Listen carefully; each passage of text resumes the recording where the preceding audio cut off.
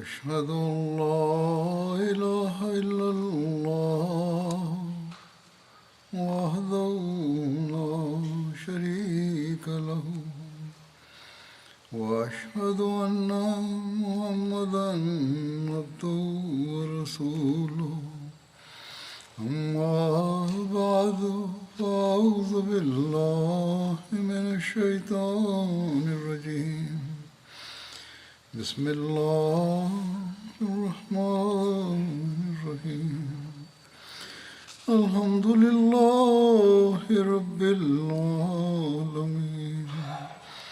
الرحمن الرحيم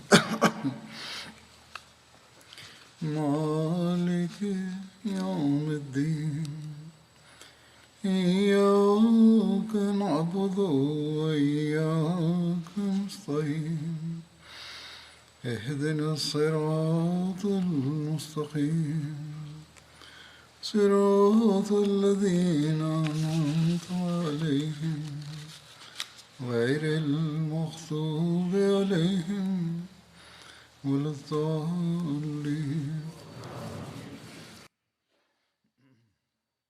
ضمن سرد التاريخ أو سيرة النبي الكريم صلى الله عليه وسلم، قد ذكرت في نهاية الخطبة الأخيرة إسلام فرات بن حيان.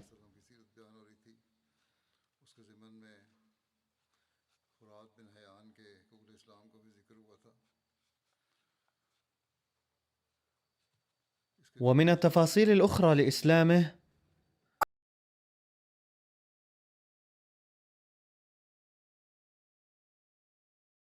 ما أصيب يوم بدر، لكنه تمكن من الفرار من السجن بطريقة ما، والآن أسره المسلمون مرة أخرى. فلما رآه أبو بكر الصديق رضي الله عنه قال: ألن تغير سلوكك؟ فقال فرات: إذا هربت من محمد صلى الله عليه وسلم هذه المرة فلن يتمكن من أسري.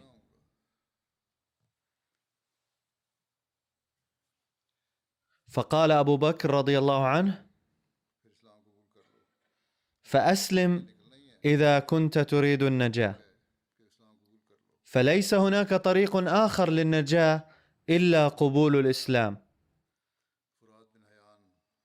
فحين سمع كلام أبي بكر رضي الله عنه انطلق إلى رسول الله صلى الله عليه وسلم، مر بحلقة من الأنصار فقال: إني مسلم.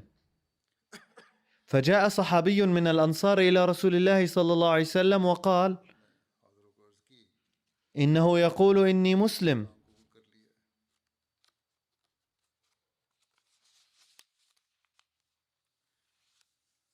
فقال رسول الله صلى الله عليه وسلم: إن منكم رجالا نكلهم إلى إيمانهم، أي إن قال إني أسلمت فهو أمر بينه وبين الله. الحاصل أن النبي صلى الله عليه وسلم أطلقه.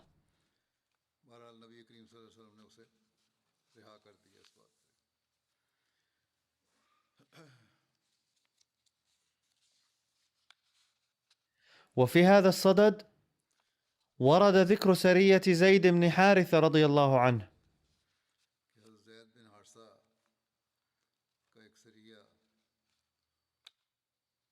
التي بعث فيها إلى موضع القردة في جمادى الثاني في السنة 3 للهجرة. كتب ميرزا بشير أحمد رضي الله عنه هذه الواقعة في سيرة خاتم النبيين صلى الله عليه وسلم كالتالي: حين وجد المسلمون نفسا من هجمات بني سليم وبني غطفان اضطروا إلى أن يخرجوا من أجل إزالة خطر آخر. كان أهل قريش يذهبون إلى الشام عن طريق الساحل عموما لتجارتهم الشمالية، ولكن الآن تركوا هذا الطريق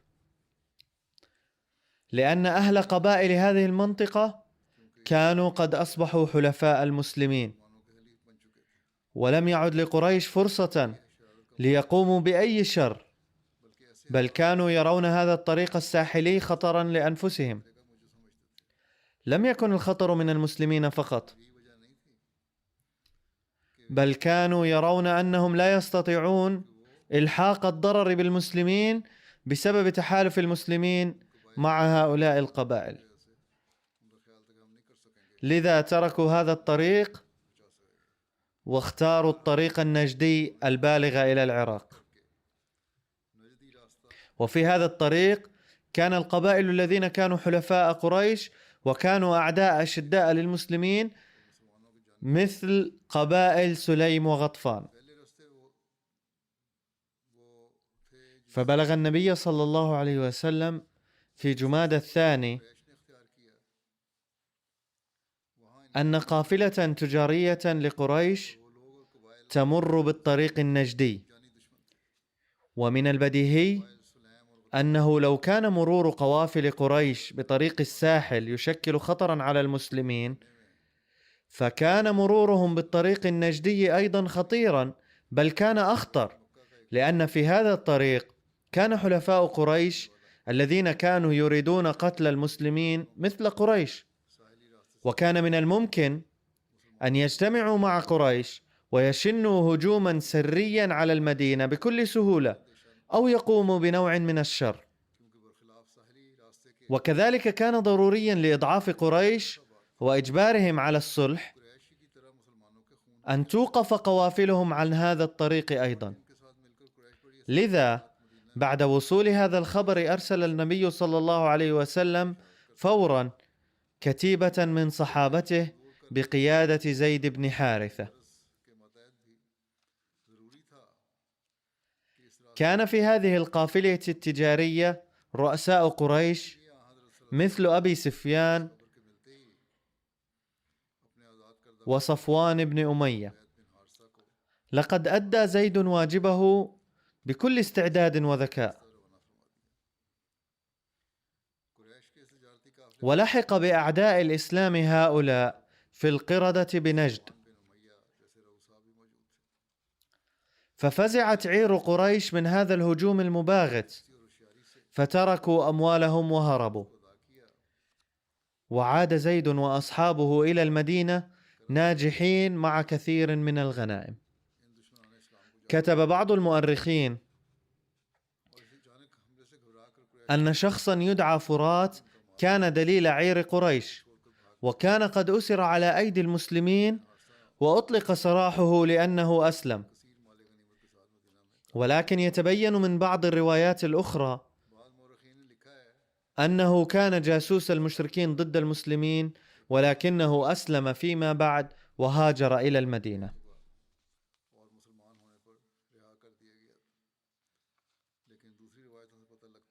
وفي هذه الأيام تم قتل كعب بن أشرف. كان كعب بن الأشرف أحد زعماء المدينة، وشارك في عقد الاتفاقية بين أهل المدينة والنبي صلى الله عليه وسلم، ولكن بعد عقد الاتفاقية سعى لنشر الفتنة، فأمر النبي صلى الله عليه وسلم بقتله.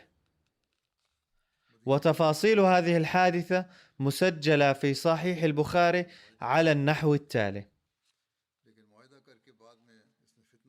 عن جابر بن عبد الله رضي الله عنه يقول: قال رسول الله صلى الله عليه وسلم: من لكعب بن الأشرف؟ فإنه قد آذى الله ورسوله. فقام محمد بن مسلمة فقال: يا رسول الله، أتحب أن أقتله؟ قال: نعم. قال: فأذن لي أن أقول شيئا. قال: قل. فأتى محمد بن مسلمة كعب فقال: إن هذا الرجل قد سألنا صدقة وإنه قد عنانا، يعني رسول الله صلى الله عليه وسلم سألنا صدقة وعناه، وإني قد أتيتك أستسلفك. قال: وأيضا والله لتملنه، أي لتملن رسول الله صلى الله عليه وسلم فاتركوه. قال: إنا قد اتبعناه فلا نحب أن ندعه حتى ننظر إلى أي شيء يصير شأنه، وقد أردنا أن تسلفنا وسقا أو وسقين. فقال كعب: نعم، ارهنوني. قالوا: أي شيء تريد؟ قال: ارهنوني نساءكم. قالوا: كيف نرهنك نساءنا وأنت أجمل العرب؟ قال: فارهنوني أبناءكم. قالوا: كيف نرهنك أبناءنا فيسب أحدهم فيقال رهن بوسق أو وسقين؟ هذا عار علينا، ولكن نرهنك اللأمة، يعني سلاح الحرب.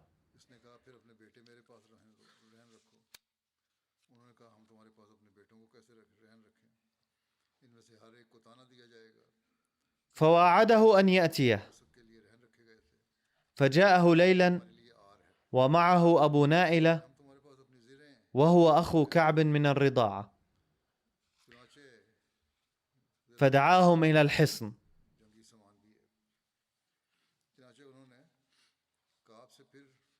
فنزل إليهم، فقالت له امرأته: أين تخرج هذه الساعة؟ فقال كعب: إنما هو محمد بن مسلمة وأخي أبو نائلة، إنهما دعواني فأذهب إليهما. قالت: أسمع صوتا كأنه يقطر منه الدم. قال كعب: إن الكريم لو دعي إلى طعنة بليل لأجاب. كان محمد بن مسلمة قد أخذ معه رجلين، فقال لهما: إذا ما جاء فإني قائل بشعره فأشمه، فإذا رأيتموني استمكنت من رأسه فدونكم فاضربوه. وقال مرة: ثم أشمكم، فنزل إليه متوشحا وهو ينفح منه ريح الطيب. فقال محمد بن مسلمة: ما رأيتك اليوم ريحا، أي أطيب. وقال: عندي أعطر نساء العرب وأكمل العرب. فقال: أتأذن لي أن أشم رأسك؟ قال: نعم. فشمه، ثم أشم أصحابه، ثم قال: أتأذن لي؟ قال: نعم. فلما استمكن منه قال: دونكم.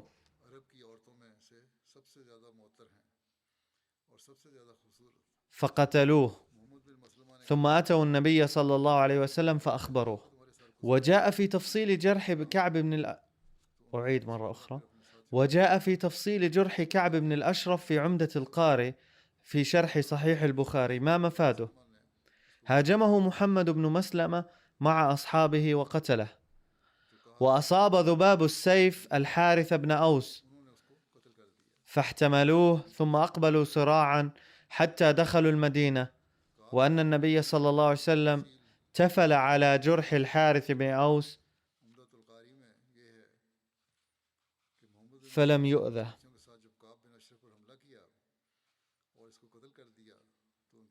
وقد ورد ذكر قتل كعب بن الأشرف في سيرة خاتم النبيين أيضا، وسأذكره بإيجاز.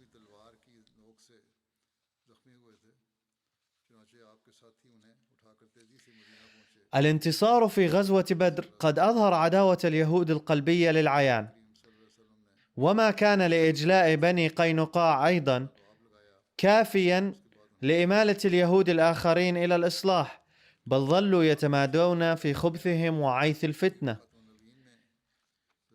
وإن حادث قتل كعب بن الأشرف عروة من سلسلة هذه الأحداث. كان كعب يهوديا مذهبا، ولكنه لم يكن يهوديا نسب، بل كان من العرب. كان والده الأشرف من بني نبهان، وكان ذا نفوذ كبير، وكان قد أنشأ علاقات جيدة مع بني النضير بعد مجيئه إلى المدينة، ثم صار حليفا لهم، ثم ازداد نفوذا وأحرز قوة كبيرة إلى درجة أن زوجه أبو رافع بن أبي الحقيق زعيم قبيلة بني النضير ابنته التي أنجبت كعبا. وحاز كعب مرتبة أعلى من أبيه أيضا، حتى حسبه اليهود العرب كلهم زعيما لهم. كان كعب طيبا مفوها وشاعرا متمكنا وثريا جدا، فكان يجعل العلماء وغيرهم من قومه يذعنون له نتيجة سخائه المالي. أما من الناحية الأخلاقية فكان سيء الأخلاق جدا، كان محترفا في المكر السيء وحياكة المكايد، فما كانت من سيئة إلا وكانت فيه. عندما هاجر النبي صلى الله عليه وسلم إلى المدينة اشترك كعب في ميثاق الصداقة والأمن والسلام والدفاع المتبادل بين النبي صلى الله عليه وسلم واليهود، ولكن كعبا كان يحترق داخليا في نار البغض والعداوة. لقد اشترك في الميثاق ظاهريا، ولكن كان يكن في قلبه نفاقا، وبسبب البغض والعداوة في قلبه شرع في معارضة الإسلام والنبي بالمكايد والمؤامرات السرية. فقد جاء أن كعبا كان يتصدق كثيرا كل عام على أحبار اليهود وعلمائهم، وحين جاءه هؤلاء الناس بعد الهجرة طالبين معاشهم السنوي ذكر كعب النبي صلى الله عليه وسلم عندهم في معرض الحديث وقال: ما رأيكم فيه بحسب كتبكم الدينية؟ هل هو صادق أم لا؟ قالوا: يبدو في الظاهر أنه ذلك النبي الذي وعدنا به في التوراة. فبسماع هذا الجواب استشاط كعب الذي كان يكن البغض والضغينة سلفا، استشاط غضبا ولامهم كثيرا، ولم يعطهم معاشهم أو الصدقة التي كان يعطيهم إياها من قبل. عندما انقطع معاش العلماء اليهود جاءوه مرة أخرى بعد فترة من الزمن وقالوا: ما مفاده؟ لقد أخطأنا في فهم علامات ذلك النبي، وبعد مزيد من التدبر وصلنا إلى نتيجة أن محمدا ليس ذلك النبي الموعود. وبهذا الجواب تحققت أمنية كعب وسر كثيرا وتصدق عليهم، وبذلك تحققت أمنيتهم أيضا. إن معارضة كعب للإسلام كانت ناتجة عن خلاف ديني وأخذت صورة غير مرضية، ولكن المعارضة الدينية ليست محلا للاعتراض إلى حد يعاقب عليها كعب أو يعد مجرما بناء عليها، ولكن الحق أن معارضته قد اتخذت صبغة خطيرة جدا لاحقا. وبعد معركة بدر بدأ يعيث الفساد ويثير الفتنة التي خلقت للمسلمين ظروفا خطيرة جدا. لقد ظن كعب في البداية أن الحماس الإيماني لدى المسلمين شيء مؤقت، وسيتشتت هؤلاء الناس رويدا رويدا وسيعودون إلى دين آبائهم.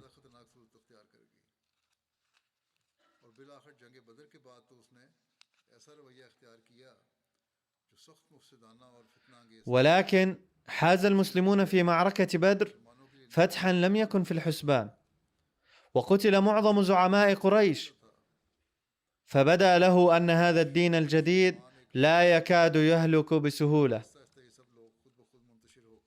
فعقد العزم بعد معركة بدر على القضاء على الإسلام وتدميره بكل قوة. وقد بدا بغضه وحسده للمرة الأولى بمناسبة بدر نفسها حين وصل خبر فتح بدر إلى المدينة. وبسماع هذا الخبر قال كعب علنا: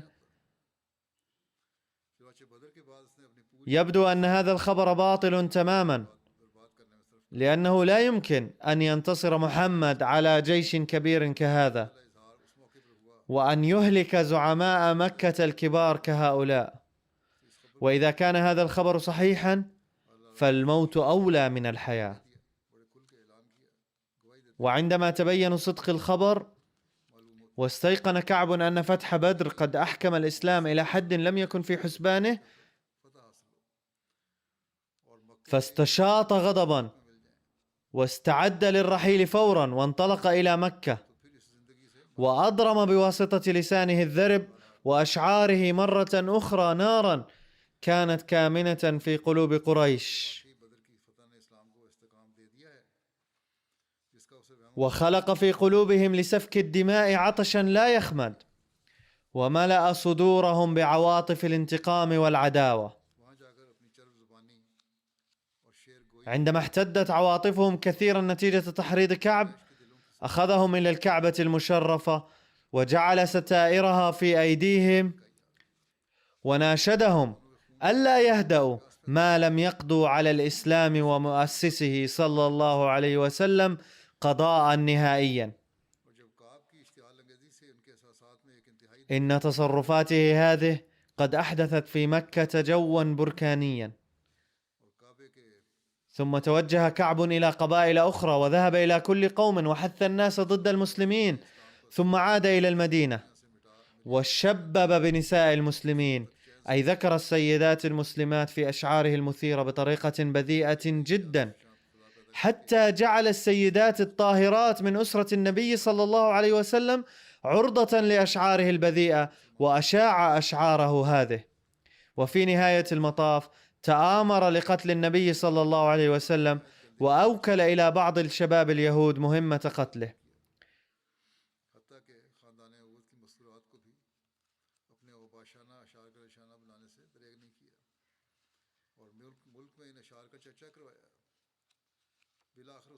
ولهذا الغرض دعا النبي صلى الله عليه وسلم إلى بيته بحجة تقديم الضيافة له، ولكنه صلى الله عليه وسلم علم بفضل الله تعالى بالمؤامرة في وقت مناسب، ولم تنجح هذه المؤامرة. عندما بلغ الأمر إلى هذا الحد وثبتت جرائم كعب بما فيها نقض العهد والتمرد والتحريض على القتال وإثارة الفتنة وبذاءة الكلام ومؤامرة القتل، حكم النبي صلى الله عليه وسلم الذي كان زعيما للحكومة الديمقراطية التي تأسست في المدينة بناء على الميثاق الذي أبرم بينه وبين أهل المدينة بعد وصوله إليها، حكم بأن كعبا بن الأشرف يستحق القتل بسبب تصرفاته ومؤامراته، وأمر أصحابه بقتله. ولكن لما كانت الأوضاع في المدينة بسبب إثارة كعب الفتنة تهدد بخطورة الحرب الأهلية وسفك الدماء، إن تم قتله بعد الإعلان عنه، وكان النبي صلى الله عليه وسلم يريد وقف القتل وسفك الدماء بين الأمم بكل تضحية ممكنة ومشروعة، أي حتى لا يتقاتل المسلمون واليهود فيما بينهم فيلحقوا ببعضهم بعضا خسائر في الأرواح. لذا أوصى النبي صلى الله عليه وسلم ألا يقتل كعب علنا، بل يقتله بعض الناس بكل صمت عندما يجدون فرصة مناسبة لذلك. وكلف بهذه المهمة محمد بن مسلمة الذي كان صحابيا مخلصا من قبيلة الأوس، وأوصاه بأن ينفذ الخطة باستشارة سعد بن معاذ زعيم قبيلة الأوس. فقال محمد بن مسلمة: ما مفاده؟ يا رسول الله، لا بد لنا من القول شيئا إذا أردنا قتله بصمت، أي لا بد من خلق عذر ما لهذا الغرض حتى يخرج كعب من بيته إلى مكان محفوظ لنا حتى نقتله هناك. ونظرا للآثار العظيمة التي قد تنتج عن التخلي عن أسلوب العقاب الصامت في هذه المناسبة، قال صلى الله عليه وسلم: حسنا. فبعد استشارة سعد بن معاذ ذهب محمد بن مسلمة مع أبي نائلة وصحابين أو ثلاثة إلى بيت كعب ودعوه إلى الخارج داره، ثم قالوا له: إن صاحبنا أي محمد صلى الله عليه وسلم قد سألنا صدقة وقد عنانا، فهل بالإمكان أن تمن علينا وتسلفنا؟ لقد قفز كعب فرحا لما سمع هذا القول، ثم قال: والله ليس ذلك اليوم ببعيد حين ستملونه وتتخلون عنه. فرد عليه محمد بن مسلمة: إنا قد اتبعنا محمدا رسول الله صلى الله عليه وسلم وننظر إلى أي شيء يصير شأنه، لكن أخبرنا هل تسلفنا أم لا؟ فقال له كعب: نعم، بشرط أن ترهنوني شيئا. فسألوه: أي شيء تريد؟ فقال ذلك الشقي أولا: أرهنوني نساءكم، ثم قال: أرهنوني أبناءكم، كما ذكرت ذلك من خلال رواية البخاري آنفا. وفي النهاية وافق كعب على رهن السلاح، ثم وعده محمد بن مسلمة وأصحابه بأنهم سيأتونه ليلا، وانصرفوا من عنده. ثم حين حل الليل جاءوا إليه مع السلاح فنادوه إلى الخارج وتنحوا جانبا أثناء الحديث معه، ثم أمسكوا به أثناء المشي وقتله الصحابة الذين كانوا مدججين بالسلاح مسبقا. على أي حال، وقع كعب بعد أن لقي مصرعه مقتولا، فجاء محمد بن مسلمة وأصحابه من هناك إلى النبي وأخبروه بأنهم قتلوه. وحين انتشر خبر قتله صباحا ذاع الفزع والذعر، وثار اليهود كلهم، وجاء وفد منهم إلى النبي واشتكوا عنده أن زعيمهم كعب بن الأشرف قد قتل بهذا الطريق. فسمع النبي صلى الله عليه وسلم حديثهم، ثم سألهم: هل تعرفون ما هي الجرائم التي كان ارتكبها؟ ثم ذكرهم بتصرفات كعب الشنيعة، مثل نقض العهد والتحريض على الحرب وإثارة الفتن والفواحش ومؤامرة قتل النبي صلى الله عليه وسلم، فصمتوا خوفا. ثم قال النبي صلى الله عليه وسلم لهم: عليكم الآن أن تتعهدوا من جديد أنكم ستعيشون بسلام وتعاون في المستقبل على الأقل، ولا تنشروا الفتنة والفساد. فكتب من موافقة اليهود ميثاق جديد، حيث تعهد اليهود من جديد أنهم سيعيشون بسلام وأمن وأمان مع المسلمين وستتجنبون طرق الفتنة والفساد. وسلم هذا الميثاق الجديد لسيدنا علي. لم يذكر في التاريخ مطلقا أن اليهود بعد ذلك اتهموا المسلمين بقتل كعب بن الأشرف، لأن قلوبهم قد استيقنت بأن كعبا نال ما استحقه من العقاب. فإن التزام اليهود بالصمت على معاملة كعب وفق القانون أو الطريق المروج آنذاك أنهم قبلوا هذا العقاب والمعاملة. لقد اعترض بعض المؤرخين لاحقا بقولهم أن النبي صلى الله عليه وسلم أمر بقتل غير شرعي، وما حصل لم يكن مشروعا. فليتضح أن هذا القتل لم يكن غير شرعي، وذلك لأن كعبا بن الأشرف كان قد أبرم مع النبي عهد السلام رسميا، وكان قد تعهد أنه سينصر المسلمين ضد أي عدو خارجي، وأنه سينشئ علاقات الصداقة مع المسلمين ناهيك عن عدم القيام بأي عملية ضدهم. وكان قد أقر بمقتضى ذلك العهد أن النبي صلى الله عليه وسلم سيكون رئيسا للحكومة الديمقراطية التي أقيمت في المدينة، وأن حكمه سيكون واجب القبول في النزاعات والخصومات. يقول ميرزا بشير أحمد: فالثابت من التاريخ أن اليهود كانوا يتحاكمون إلى النبي صلى الله عليه وسلم في القضايا بحسب هذا الميثاق، وكان النبي صلى الله عليه وسلم يحكم فيها. فكعب تجاهل كل هذه الأمور والميثاق والعهد مع المسلمين ولم يعمل به.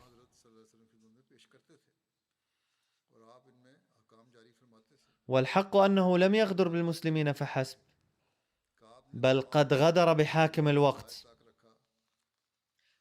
لأن النبي صلى الله عليه وسلم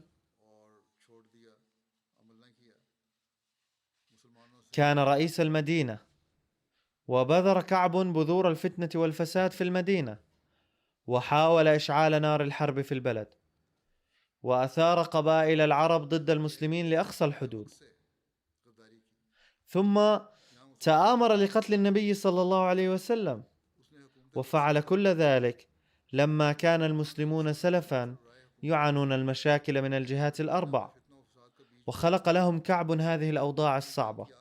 وفي هذه الحال لم تكن جريمة كعب بل مجموعة جرائمه أمرا يمكن تجاهله ويترك دون العقاب، فقد صدر الأمر بعقابه. ومن المعلوم أن مجرمي التمرد ونقض العهد وإثارة الحرب ومؤامرة القتل يعاقبون في العصر المتحضر الراهن أيضا بالقتل نفسه. فما مبرر هذا الاعتراض إذن؟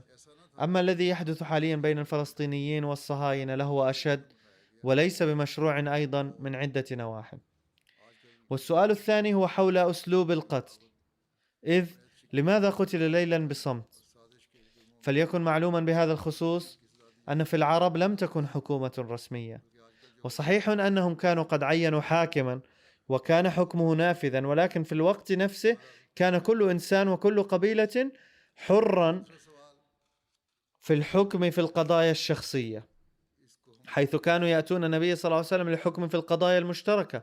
أما في الأمور الخاصة بالقبائل فكانوا يحكمون محليا. وفي هذا الوضع لم تكن هناك محكمة ترفع إليها قضية كعب بن الأشرف ويستصدر الحكم بقتله. فهل كان يمكن أن ترفع الشكوى إلى اليهود الذين كان كعب زعيمهم وكانوا قد غدروا بالمسلمين وكانوا يثيرون الفتن يوميا؟ فكان من المستحيل أن ترفع قضيته إلى اليهود. أما الاستعانة بقبيلتي سليم وغطفان فكانوا في الشهر الذي قبله قد استعدوا للغارة على المدينة بضع مرات، فكانوا مع اليهود، والبديهي أنه لم يكن هناك أمل منهم في الإنصاف. باختصار، ادرسوا أوضاع ذلك العصر ثم تدبروا وقولوا بإنصاف أي طريق كان مفتوحا للمسلمين حين وجدوا شخصا يشكل خطرا عليهم وعلى سلام البلاد، سوى أن يقتلوه عند فرصة سانحة لإثارته الفتن وتحريضه على الخرب ومؤامرته لقتل النبي صلى الله عليه وسلم. وذلك لأن قتل شرير ومفسد أفضل بكثير من أن تبقى حياة كثير من المواطنين في خطر منه ويتلاشى سلام البلاد. فقد قال الله سبحانه وتعالى أيضا إن الفتنة أكبر من القتل. باختصار، إن النبي صلى الله عليه وسلم بحسب الميثاق الذي أبرم بين اليهود والمسلمين بعد الهجرة لم يكن مواطنا عاديا، بل كان قد عين رئيسا للحكومة الديمقراطية التي أقيمت في المدينة، وكان من صلاحياته أن يصدر الحكم المناسب في جميع النزاعات والأمور السياسية. فإذا كان صلى الله عليه وسلم قد حكم نظرا لمصلحة سلام البلد أن كعب بن الأشرف يجب قتله جراء فتنه، فلا يجوز الاعتراض عليه. لذا فهذا الاعتراض لخصوم الإسلام بعد مضي 1300 سنة كما يفعل المستشرقون سخيف جدا، وذلك لأن اليهود يوم ذاك لم يعترضوا على قول النبي صلى الله عليه وسلم.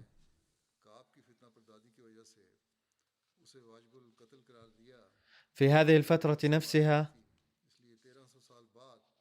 كان الزواج الثاني من السيدة حفصة بنت عمر رضي الله عنه، وإنما نجده عن زواج السيدة حفصة من النبي صلى الله عليه وسلم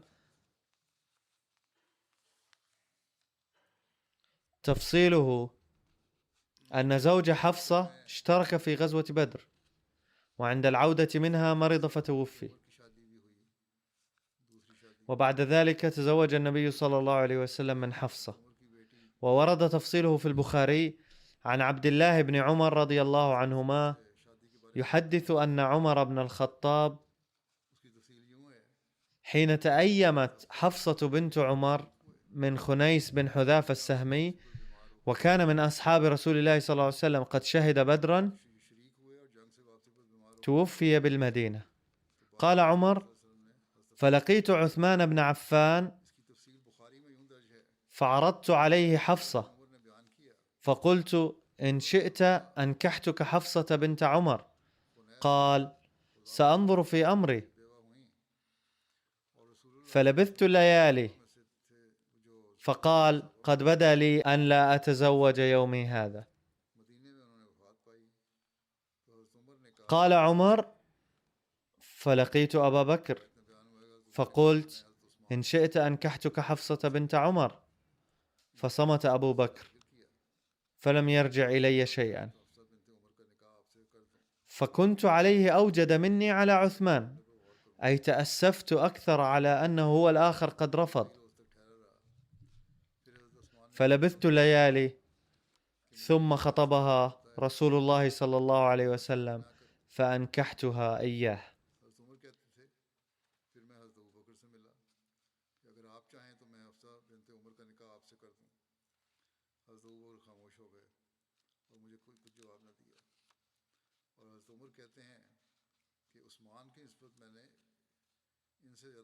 قد ورد هذا الحدث في سيرة خاتم النبيين كالتالي: كانت لسيدنا عمر بنت اسمها حفصة، وكانت متزوجة من خنيس بن حذافة الذي كان صحابيا مخلصا وشهد بدرا.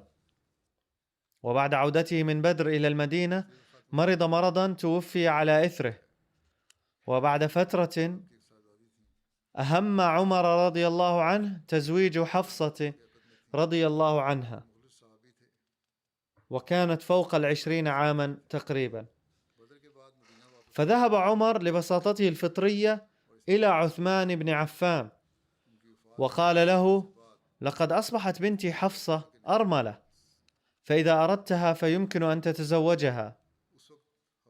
فلم يستجب له عثمان، ثم ذهب عمر إلى أبي بكر وعرض عليه الزواج من بنته، ولكنه أيضا ظل صامتا ولم يجبه. فحزن عمر وتضايق جدا، وجاء إلى رسول الله صلى الله عليه وسلم حزينا وقص عليه الحكاية كلها. فقال النبي صلى الله عليه وسلم: لا تقلق، ستجد حفصة بإذن الله تعالى من هو خير من عثمان وأبي بكر، وسيجد عثمان زوجة أفضل من حفصة. قال ذلك لأنه صلى الله عليه وسلم كان قد عزم على أن يتزوج من حفصة ويزوج بنته أم كلثوم من عثمان، وكان أبو بكر وعثمان على علم بذلك، ومن أجل ذلك لم يستجيبا لعرض عمر. وبعد فترة زوج النبي صلى الله عليه وسلم بنته أم كلثوم من عثمان، وبعد ذلك خطب حفصة من عمر. فما الذي كان عمر يريد أكثر من ذلك؟ فما كان منه إلا أن قبل عرض النبي صلى الله عليه وسلم بفرحة عارمة.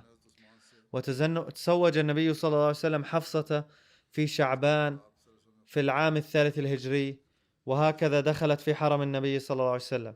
وبعد ذلك قال أبو بكر لعمر: لعلك واجد علي في قلبك ومتضايق مني، والواقع أني كنت على علم بإرادة الرسول صلى الله عليه وسلم، ولكني لم أكن لأفشي سره صلى الله عليه وسلم دون إذنه، ولو لم يكن ينوي الزواج من حفصة لتزوجتها بكل سرور. ومن المصالح الخاصة في زواج الرسول صلى الله عليه وسلم من الحفصة أنها كانت بنت عمر الذي كان يعد أفضل الصحابة جميعا بعد أبي بكر، وكان مقربا لدى الرسول صلى الله عليه وسلم، فارتأى الزواج من حفصة توطيدا للأواصر مع عمر، وأيضا تلافيا للصدمة التي كانت أصابت عمر وحفصة بموت خنيس بن حذافة المفاجئ.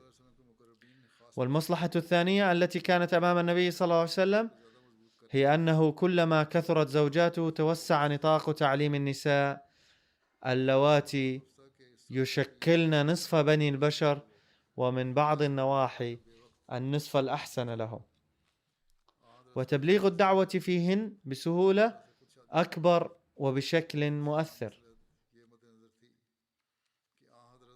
يقول حضرة ميرزا بشير أحمد رضي الله عنه مردفا القول: كان عمر السيدة حفصة عند الزواج من النبي صلى الله عليه وسلم 21 سنة، وبعد عائشة لما كانت ابنة أفضل الصحابة، فإن لها مكانة مميزة بين الأزواج المطهرات، وكانت لها علاقة خاصة مع السيدة عائشة أيضا، فقد ورد في حديث أنها تعلمت من الصحابية الشفاء بنت عبد الله.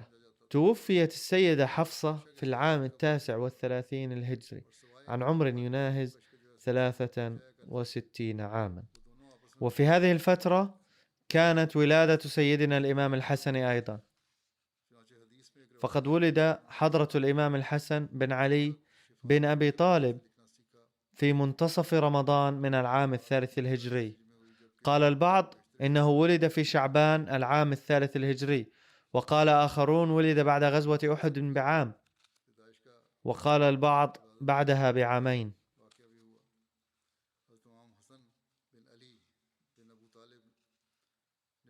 وقال العلامة ابن حجر العسقلاني شارح صحيح البخاري إن الرأي الأول هو الأصح والأقوى. وكان علي رضي الله عنه سماه حربا، ولكن رسول الله صلى الله عليه وسلم غير اسمه إلى الحسن. وفي اليوم 7 من ولادته عمل النبي صلى الله عليه وسلم عقيقته، وأمر بحلق رأسه والتصدق بالفضة زينة شعره. قالت أم الفضل ذات مرة: يا رسول الله، رأيت في منامي أن في بيتي أو حجرتي عضوا من أعضائك. قال صلى الله عليه وسلم: خيرا رأيت، تلد فاطمة غلاما فتكفلينه فترضعينه مع قثم. أم الفضل هي زوجة العباس رضي الله عنه عم النبي صلى الله عليه وسلم، وقثم ابنها، فولد الحسن وأرضعته أم الفضل مع قثم. قيل مرة للحسن بن علي رضي الله عنهما: ما عقلت عن رسول الله صلى الله عليه وسلم؟ قال: ذات مرة أخذت تمرة من تمر الصدقة فألقيتها في فمي، فأخذها بلعابها من فمي وأعادها إلى تمر الصدقة. فقال بعض القوم: وما عليك لو تركتها فإنها مجرد تمرة؟ فقال صلى الله عليه وسلم: إن آل محمد لا تحل لنا الصدقة. وعن أنس بن مالك رضي الله عنهما قال: لم يكن أحد أشبه بالنبي صلى الله عليه وسلم من الحسن. وعن ابن عباس رضي الله عنهما قال: أقبل النبي صلى الله عليه وسلم وهو يحمل الحسن على رقبته، فقال رجل: نعم المركب ركبت يا غلام. فقال رسول الله صلى الله عليه وسلم: ونعم الراكب هو. فكان صلى الله عليه وسلم يحب حفيده كثيرا. عن البراء قال: رأيت رسول الله صلى الله عليه وسلم واضعا الحسن بن علي على عاتقه وهو يقول: اللهم إني أحبه فأحبه. وفي بعض الروايات أن الإمام الحسن رضي الله عنه توفي نتيجة التسميم.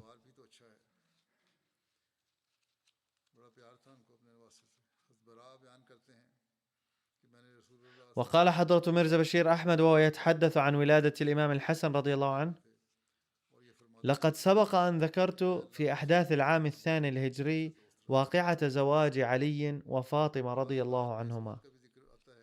وفي شهر رمضان في العام الثالث الهجري، وبعد حوالي 10 شهور من الزواج، رزقا ابنا سماه النبي صلى الله عليه وسلم الحسن، وهو نفس الحسن الذي اشتهر فيما بين المسلمين بلقب الإمام الحسن عليه الرحمة.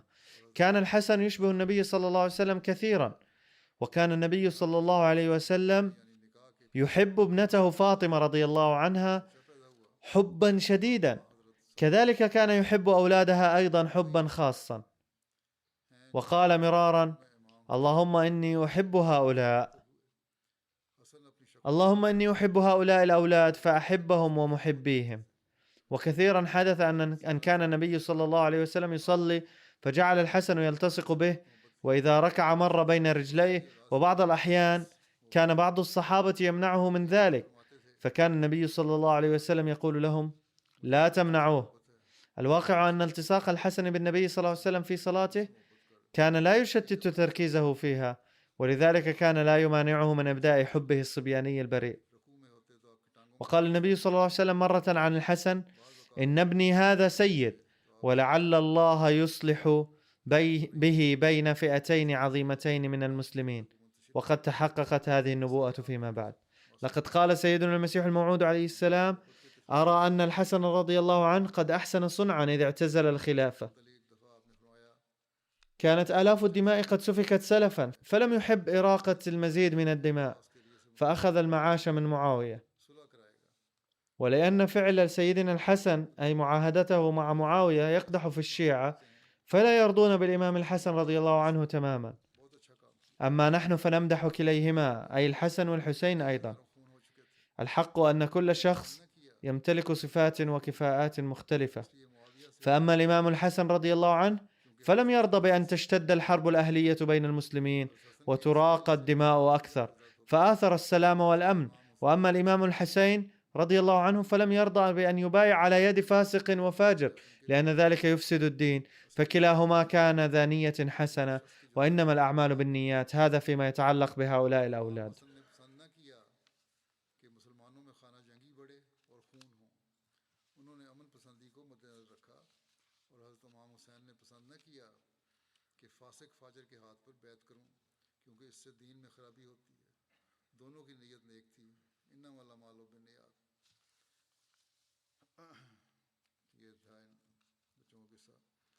وكما أنني أذكركم بالدعاء لأهل فلسطين منذ عدة خطب، فاليوم أيضا أقول لكم بهذا الصدد أن استمروا في الدعاء لهم. لقد بلغ الظلم المنتهى، لقد نبذ هذا العالم المتحضر كما يزعمون كل نوع من مبادئ الحرب وضوابط القتال وراء ظهره. ندعو الله تعالى أن يلهم البلاد الإسلامية الصواب. كان حضرة المصلح الموعود رضي الله عنه قد حذر قبل 71 أو 72 عاما وقال: لا بد للمسلمين أن يتحدوا، عليهم أن يقرروا ما إذا كانوا يريدون أن يموتوا أشتاتا ويدمروا واحدا تلو الآخر، أم يتحدون ويعيشون كجسد واحد. ليتهم يفقهون هذا الأمر الآن أيضا ويتحدون. لقد ساءت حالهم لدرجة أن أحدا أخبرني أنه يقال للذاهبين للعمرة ألا يتكلموا هنالك عن حرب فلسطين أو عن إسرائيل. هذه تعليمات تؤتيهم الدولة التي تعطيهم التأشيرات. إذا كان هذا حقا فهذا منتهى الجبن من قبل دولة إسلامية. لا شك أن على المعتمرين أن يؤدوا حق عبادة العمرة هنالك، ويجب أن لا يتحدثوا مثل هذه الأمور خلال هذه العبادة، ولكن لا بد من الدعاء للفلسطينيين المظلومين. وليت هؤلاء الذاهبين للعمرة أن يدعوا هذا الدعاء فيما يدعون هنالك. إذا كانت بعض الدول الإسلامية ترفع أصواتها في هذه الأيام فهي أصوات ضعيفة جدا. لقد رفع بعض الساسة والدول غير الإسلامية أيضا أصواتا هي أقوى من أصوات الدول الإسلامية. نسأل الله تعالى أن يهب للمسلمين الشجاعة والحكمة. والسكرتير العام للأمم المتحدة أيضا يتكلم جيدا، كما أنه يتكلم في هذه الأيام أفضل من ذي قبل، ولكن يبدو أن لا قيمة ولا أهمية لصوته. ويبدو أنه بعد انتهاء هذه الحرب أو بعد انتشار هذه الحرب وتحولها إلى حرب عالمية، ثم بعد انتهائها فسوف يقضى على الأمم المتحدة أيضا. نسأل الله تعالى أن يلهم العالم العقل والصواب. يبدو الآن أن العالم يقترب من دماره أكثر فأكثر، والذين سينجون ويعيشون بعد هذا الدمار ندعو الله تعالى أن يهب لهم العقل فيتوجهوا إلى الله وينيبوا إليه. علينا أن ندعو كثيرا بهذا الشأن.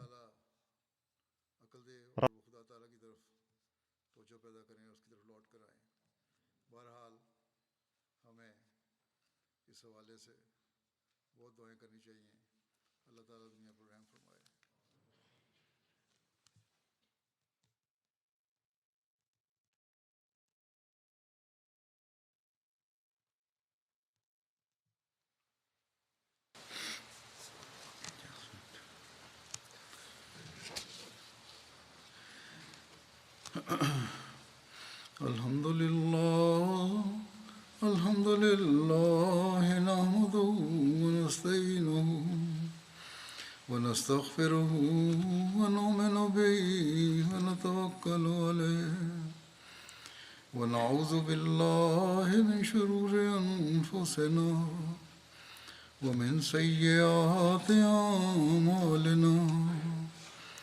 من يهده الله فلا مضل له ومن يضلل فلا هادي له ونشهد أن لا إله إلا الله ونشهد أن محمدا عبده ورسوله.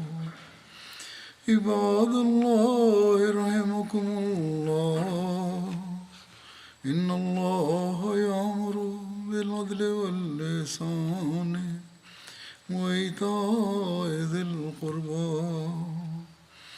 وينهى عن الفحشاء والمنكر والبغي يعظكم لعلكم تذكرون اذكروا الله يذكركم وادعوه يستجب لكم ولذكر الله أكبر.